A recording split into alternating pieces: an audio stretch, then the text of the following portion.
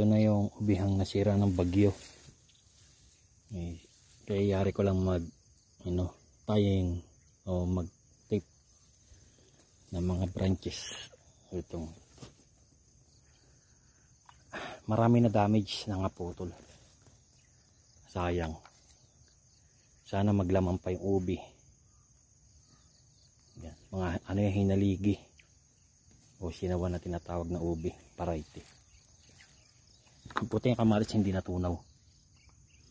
Kailangan na siyang abonuhan. Yan. Marami talaga nasirang ubi. Ito na naukit. Kaya na nga yung ibang binhi. Sa lakas ng ulan. Ito, madaming nasira talaga na ubi.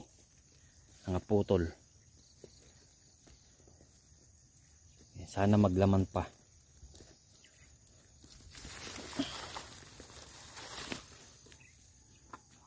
Ito ang gamit ko, napakabilis gamitin. Dahil nangalaglag yung mga ano niya, ayan. Siguro sa mga 60 to 70% ang nasirang ubi. Sayang. Iba sagad sa puno. Sana magsuwi ulit ng bago. Kahit na late na ma-harvest. Yan, dami talaga nasira. Nakakapanghinayang. May mga tuyo na iba oh. Yan. Buti yung lakatang ko hindi nasira. Tinukuran ko lang ng 4.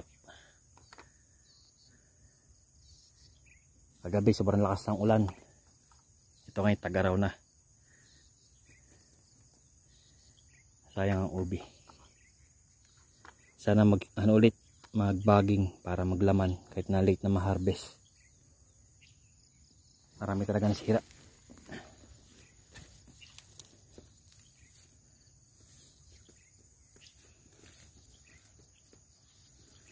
Ito avocado. Sayang ubi.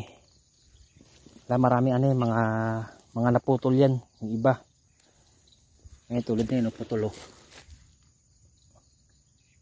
Pero may panibagong usbong naman. Kaya medyo late na siya magbubunga.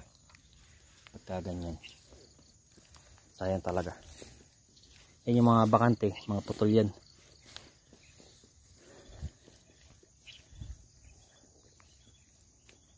Dito na lang muna.